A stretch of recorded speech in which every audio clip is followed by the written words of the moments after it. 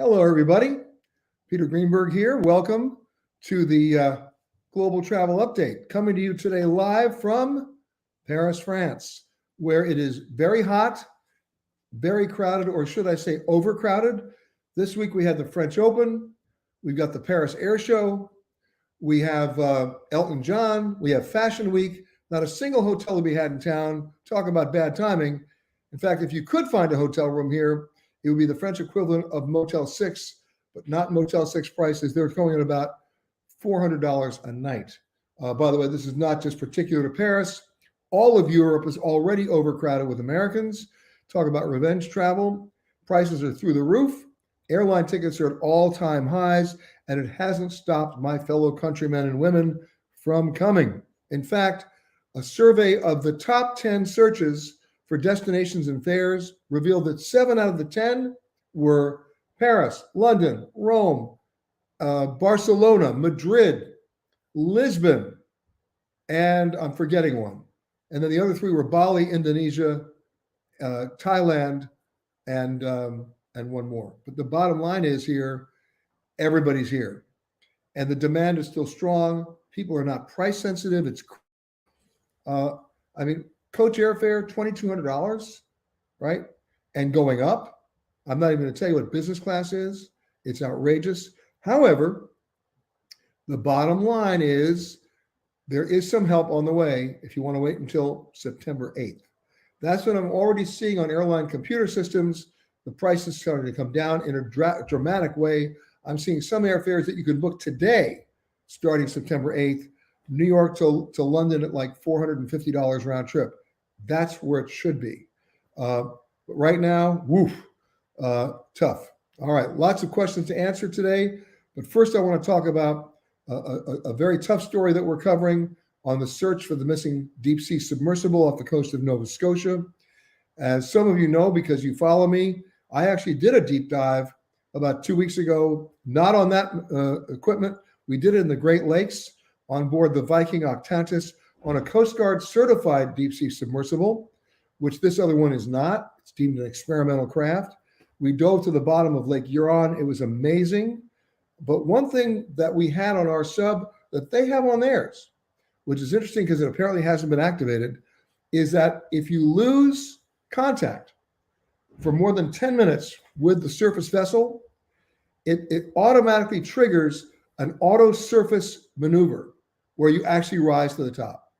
That has not happened in Nova Scotia, which leads a lot of investigators to believe that there must have been some electrical malfunction, overloading situation, surge, maybe even an onboard battery fire where people couldn't get their oxygen respirators on fast enough. Either way, that's in 13,000 feet of water. On my dive, we were qualified to go to maybe 1,000 feet. We didn't even get that low, but that's what we were qualified to do. The people operating this sub are claiming they can go down to 13,000 feet, and they've been down to 13,000. But the real problem here is about 4 things. Where was their plan B to be rescued? Where is their way to notify the people on the surface as to where they were?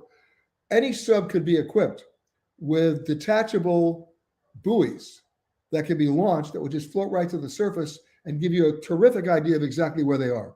That hasn't happened. The second problem is the way the sub is designed. You can only, even if you surface, you can only open the hatch from the outside. That's a little tough, especially if your oxygen is running out. And then the third problem, that's really the compounding problem, is that the only vessel that we know of, the deep sea submersible or a deeper sea submersible that can possibly rescue the sub, assuming they can find it, is 2 days away. And by that time, that oxygen supply will be depleted. So we're going to monitor the story carefully. A lot of questions are going to be asked after this, I can tell you, because you don't take paying passengers on a submarine that hasn't been certified yet. I mean, think about the liability there alone, not to mention the stupidity. So we'll be following the story. We wish everybody the best. We want this to have a happy ending. I can't tell you any more than that right now, but we'll be monitoring it and we'll certainly be talking about it. The other thing I want to talk about is airline food. Yep. Why? It's gotten worse. Could it possibly be getting worse? Is that even possible? Yes, it can. And when airline food gets really worse, what do people do? They say, oh, I don't want the meal. I'll buy the snack box. Sounds like a reasonable alternative. Well, they just did a research survey that found that the snack boxes on some airlines contain the equivalent of 16 tablespoons of sugar. Just what we need. The answer is simple. BYO, fruit, water, hydrate, snacks that don't stink up the plane, right? Nothing messy. Nothing smells worse at 35,000 feet than a half-eaten bag of McDonald's. Trust me. All right. So that's our airline food release for the year. All right. Let's say hello to some people here, and we'll go down the list. I'm going to stream up here. Teddy's saying hi from sunny LA. Okay. Patty Ford says Midway was perfect weather and uncrowded. Yeah, well, that was last month, Patty. This month ain't going to be the same. Okay, what a mess in Miami this week. Greetings from Denver. Okay, greetings from Orlando from Harriet and Jim. Catherine's in Greece. Yeah, well, there's another overcrowded location. Last year, I sailed into Santorini. Sounds very exciting to say that. I sailed into Santorini. But I have to tell you, I took one look from the binoculars. I never left the ship. It was wall-to-wall people. This is not a fun experience. Okay, Patty says, I'm going to Denver in October. Good. By the way, United Airlines just announced, think about this, for the summer, they're adding 35 new routes and opening up new gates at the Denver airport. Some very interesting new routes that they're opening up. Okay, Sue saying hi from Bellingham. Joy saying hi. Camilla's back in Tucson. Sue said, when should I get airfare from Seattle to Maui, November 27th? Well, let's guess. Would November 27th be Thanksgiving weekend? How about getting it now? Anytime you're trying to buy holiday travel where you know exactly what the holiday is, whether it's Thanksgiving or Christmas or President's Day weekend, you do not gain anything by waiting. Okay? Okay. Italy, okay, here we go. Catherine says, Europe on steroids, and Italy was jammed in April. I have a friend of mine who just went to Rome, couldn't even get close to the Colosseum. Think about that. Okay, Lorraine is saying packing. Hello from Lansing, Michigan. Packing for Glacier Bay, Alaska. Definitely will be cooler. I'm jealous. Send in some of those photographs. We'll get to the photo of the week in a little bit. Jeff is saying was in Paris a couple of months ago. The trash was on the streets, but in very nicely stacked bags. How symmetrical. Okay. Winston saying tomorrow going from DFW to JFK for a long weekend family reunion in Brooklyn. Okay. Well, you're traveling middle of the week or somewhat middle of the week. You should be okay. But I'll guarantee your plane's going to be full. And the reason why your plane's going to be full DFW to JFK, it's connecting to all the JFK flights in American over to where I am right now. Iris saying greetings from Iris and your friends at Mikado in New York. I was just in Nairobi. We missed you this time. Patty saying 787 Dreamliner Perfection and Coach, June 7th from Dublin. All right. Yeah, try it June 15th. It may not have been perfection. Scott says, just returned from Cancun, got food poisoning at the resort. Have you experienced food poisoning on your travels? Many, many years ago, not recently, knock on wood. Here's how I try to avoid it. Wherever I go in the world, especially in third world countries, I'll only drink like out of a can that's been wiped or out of a bottle that's been wiped. If I want a cold drink, I put it in the refrigerator. I don't drink the ice. That's a key. And if it's not cooked, I don't eat it, which means I may not be having salads for a while. Simple as that. Okay, let's keep going here. Earlier this week, I asked you guys a couple of questions, but I'm first going to go to some questions that you sent in. And some of them are pretty good. Let me just get them up on the screen here. My screen has a tendency to go away from me for a minute, but then it comes back. Hold on a second. It's trying. We're almost there. And we have it now. All right. Scott says to me, oh, it's another question just like it. As a frequent traveler, how do you avoid sickness due to travel? Do you avoid certain foods? Well, I just answered that. Emily says, any tips for visiting Quebec City, hoping to go in May next year and to stay at the Chateau de Frontenac? Should I wait until March to buy airline tickets? I would say buy your tickets in February. May's pretty busy in Quebec City. I love the hotel. It's now a Fairmont hotel, but beautiful, ancient stuff. And the food in Quebec City is phenomenal. Debbie says, I just renewed Allianz and never realized in the past years that when we pay a price for insurance and in it is an assistance fee that is high, $126, I would think we should pay if we have a claim and need assistance, not $126 up front on a $589 policy. Where were you going, Debbie? Woo. Okay. Tim says, what happens to people that have issues with pets on planes, like peanuts? Yes, if you've got an allergy, you need to tell the airline up front, also at the gate.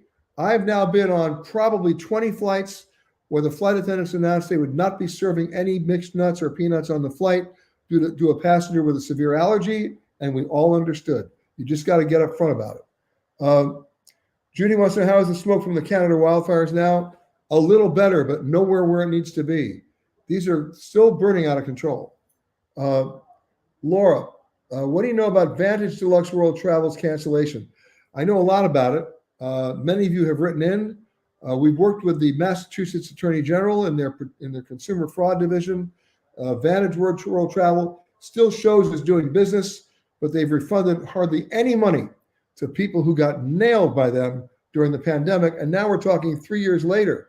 A lot of people were left high and dry. We're still on those cases, by the way. Okay. Eric says, why does it cost $2,000 for airfare to go to Croatia in July? Well, one, it's July, and two, you're not alone. The demand curve is out of control, and it's not just Game of Thrones fans running to Dubrovnik. Everybody's going. Europe this summer is a madhouse. It's truly out of control. You know, we talk about over tourism, back in 2020 before the pandemic. It's worse now. It's actually worse. My advice, take a deep breath. September. It's the best time of the year. It's the magical month in both the Mediterranean and the Adriatic. The crowds have gone. The weather's still great. And you won't have to stand in line just to breathe, okay? Okay. Alexa says, this recent Titanic submersible story has me worried. Are submarines safe? The submarines that I've been on that are certified by the Coast Guard and operated by actual certified pilots, they are. The one that we're talking about in Nova Scotia is, again, classified as an experimental craft. There are a lot of planes, not just submarines, classified as experimental. And what that means is they can't take me on board as a passenger. The people are experimenting with them. They're basically working the kinks out. It's not the time to take somebody on the trip. Okay? Okay.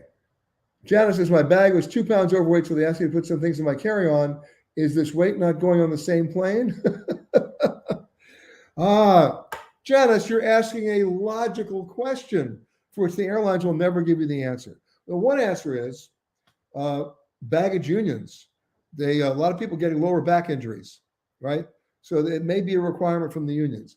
More often than not, it's a revenue requirement from the airlines, because over 50 pounds, it's almost an exponential charge. So do what I do. First of all, think about this. When you go to the supermarket to buy a pound of apples and you put them on the scale, that scale has to be inspected by the Department of Weights and Measures of that city to make sure it's accurate. Who's inspecting the scales at the airport? I want to know. And when was the last time they were inspected? And do you trust them? So for less than $10, you go on Amazon. There are many different ones on sale. Get yourself your own scale. It's got a little hook that you put on the handle of your bag. You lift it up and it tells you how much it weighs. Make sure it's under 50 pounds, right? For most flights. Some flights like Spirit might make 40-pound limit, but for almost all the other airlines, it's 50. And take that little scale with you to the airline, to the airport, put it in your carry-on bag, and then have a conversation with them if they want to do that. Okay.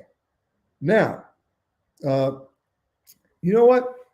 Let's hold on a second. I got some more people to answer before we go to the photo of the week. Let me scroll down here. I just saw it. It's coming.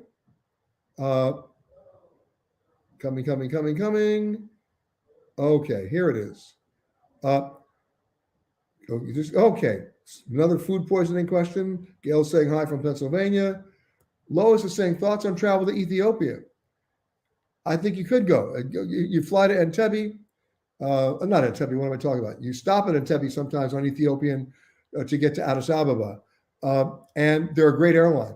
Of all the airlines in Africa right now that are African based, they're probably the best, and they fly new equipment, and they fly to interesting routes.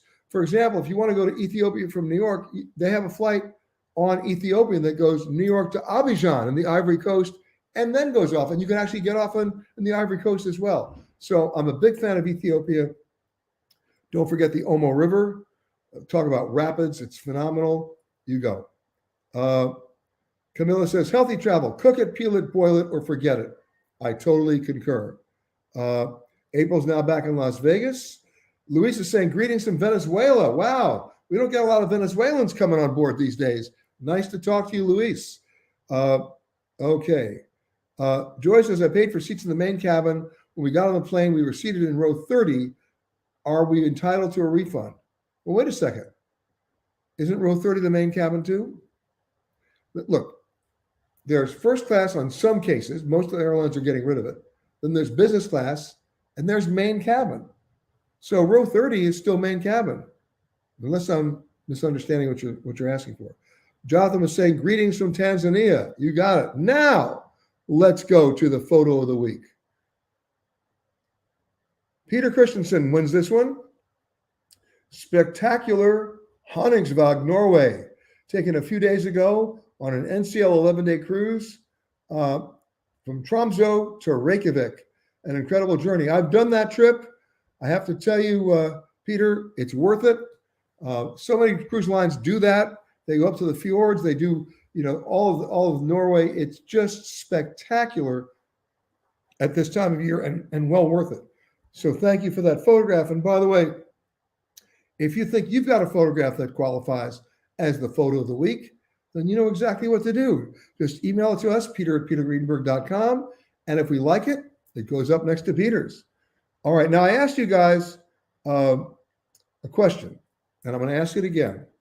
Speaking of places like Santorini, what places are you steadfastly avoiding traveling to this year, for the rest of this year? I'd like to hear from you.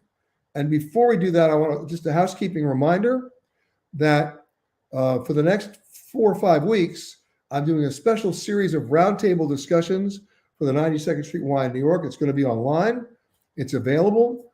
We're going to do it on next week on the 28th, a week from today, then July 12th, July 19th, July 26th. And the topics, what the hotels won't tell you, what airline frequent flyer programs won't tell you, what the U.S. State Department won't tell you. And of course, when everything goes wrong, what are you going to do about it? It's a special series. It's part of the 92nd Street Y Roundtable discussion. It's a wonderful organization. I'm proud to support them. Please sign up if you can. Go on to their website. It's roundtable.org. That's roundtable.org. Punch up my name and you'll see the sessions, and we can continue our conversations then. What that also means is for the next 5 or 6 weeks, I will not be doing the global travel update in deference to the roundtable. We'll come back and see you guys again in August. I'm not taking a vacation. I'm just redirecting over to the 92nd Street Y for such a great cause and organization. And so I hope you'll join me. You can sign up for the whole sessions, or you can sign up for one, your choice, but I hope you'll do that. Now, I asked you guys the question again, what destination or country will you be avoiding traveling this year? Italy, Egypt. I wonder why Egypt. Okay, I understand the Ukraine. That's obvious. We hope we can all go back there soon. Okay, Tammy says, any place where there are a lot of fires happening. I know. By the way, that's not just Canada. We see it almost every year in Australia too. And we saw it, by the way, in Turkey and Greece 2 summers ago. Terrible, terrible. Okay. Morocco and Turkey. Really? Okay. Interesting there. Here's what I'm going to get you. I'm going to give you my answer. I don't have a bucket list. And I encourage you not to have one either. because everybody has almost the same thing on their bucket list, right? What's the number one destination for Americans on their bucket list? Where I am right now, Paris, right? And you come over and it's over touristed and it's overcrowded, and you stand in line for 10 hours at the Louvre and you come out an hour later going, it's so small. I get it. Okay. The only list you should have are the places you've never been, with one real caveat and exception. And that's my list, right? There are 196 countries in the world. I've been to 152 of them. So I got 44 on my list that I haven't been to. Now, even though my 152 is 151 more than most Americans, I don't look at myself as being in any sort of a race or a contest. But those 44, you bet they're on my list. And by the way, the other 152 are still on the list because I want to go back, right? I couldn't get enough. But there are about 5 exceptions to that list based on this metric. It's not the ones I want to avoid going to. It's the one that I'm avoiding going to based on the current situation. I will not go anywhere where I don't know who's in control, right? So think about that. Would I go to North Korea tomorrow? Yes, I've already been twice. Why? I know who's in control. Iran, I know who's in control. I'm going. Okay, and we can go a few of those. But what about Syria? Not going. Don't know who's in control. What about parts of Chechnya? Not going. Don't know who's in control. Kurdistan. Yeah, I'm going. I know who's in control. You get the picture? So do it that way. Because I remember it was a scene in Apocalypse Now, for those of you who remember the movie, where Martin Sheen gets involved in he shows up on the boat in the middle of a huge firefight. And he goes to one of the GIs and he goes, who's in control? And the answer was nobody. That's the most terrifying scene in that movie. No one was in control. And that I apply to my travel choices. If I know who's in control, I'm going. Right? Now, there are some exceptions. If you're at risk, if you are in trouble, if there's a war going on, obviously Russia right now, probably a no-go. Parts of Chechnya I mentioned, Ukraine for obvious reasons, but we're pretty much sooner or later going to run out of places we're not going to go. Go back to that metric. You go anywhere where someone's in control. You won't go anywhere where nobody's in control. Okay, we scroll down here a little more. Here we go. Okay, Joyce says, I'm flying from Philadelphia to California, leaving September the 26th, returning October 5th. What is a good time to start booking my tickets? Well, based on those date windows, look at it now and monitor it. And then by about the 15th of July, buy the tickets.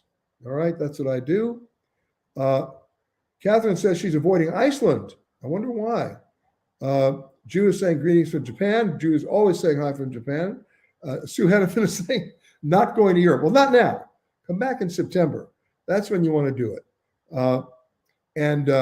Look, I was just in Africa, 54 separate countries, right? Of those 54 countries, there are probably 4, maybe 3 I might have questions about going to based on what's going on in those countries and who's not in control. The other countries, I'm there, right? Would I go to Namibia tomorrow? Yes. Would I go to Zambia tomorrow? Yes. Would I go to Zimbabwe tomorrow? Yes. Would I go to the Ivory Coast tomorrow? Yes. Senegal? Yes. Equatorial Guinea? Maybe not. Et cetera, et cetera, et cetera. So those are the things you got to do your homework. And one of the ways you can do your homework to figure out where you don't want to go, you don't have to listen to me. Go online. It's easily accessible, and log on to local newspapers in those countries, especially the English language newspapers. They're going to tell you on a day-to-day basis what's going on, right? And you'll figure it out pretty quickly, right? We look forward to be able to go to those countries that we can't go to now. Syria is a beautiful country. It's been devastated, right? Ukraine, hey, my grandparents came from Ukraine. I can't wait to go back. We have to do that soon, and we will do that soon. But the one thing I don't want to hear anybody tell me somebody always says to me when I come back from a trip, where'd you come back from? Easy question to ask because, I've been traveling. And I say to them, I've been to X. And you know what they say? Oh, I'm not going to go there. It's not on my list. Who publishes the list? Throw the list out. The only list you should have are the places you've never been. And then make educated decisions, make informed decisions, make intelligent decisions about where you want to go, when you want to go, with whom, and how. And then go, right? I'm not telling you not to go to the Louvre, but there are other places you can go in the meantime. All right, we're going to cut it short a little bit today, only because I have an admission to make. I'm not only working in Paris, I'm doing something tonight I've wanted to do for a long time. It just happens to coincide with my being here. You can be as jealous as you want, but I'm taking my wife to the Elton John concert. And I got to race over there now. But you know the drill. Peter at petergreenberg.com. Keep the questions coming in.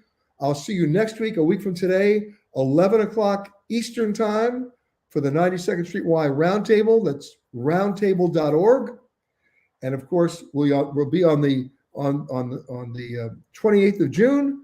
We're taking a week off because of the July 4th holiday. Then the 12th, the 19th, and the 26th of July.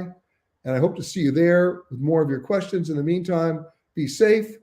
Oh, I forgot one thing. I got to tell you. Travel Detective is still airing. In fact, the new episode is out this week. And if Anthony's got it racked up, I want you to see the teaser. Let's roll that. This week on The Travel Detective, it's got some of the best beaches in all of Florida. But I'll take you beyond the shoreline. Hold on, everybody. Cut the tape. That was then. This is now. We were first here in Fort Myers, focusing on the hidden gems of this beach community. But 2 weeks after we left, Hurricane Ian came roaring through and devastated this town and the islands surrounding it. But now we're back, chronicling the rebuilding, the resilience, and the hope that it will take to put all the pieces back together in one of Florida's favorite beach destinations. That's our cover story. Plus, we'll stay in Florida to explore America's oldest city, a community that fiercely preserves its history and its architecture, with great stories and even better storytellers. I'll share with you some of my hidden gems of St. Augustine. And then, when it comes time to book an international flight, you probably search out the usual suspects.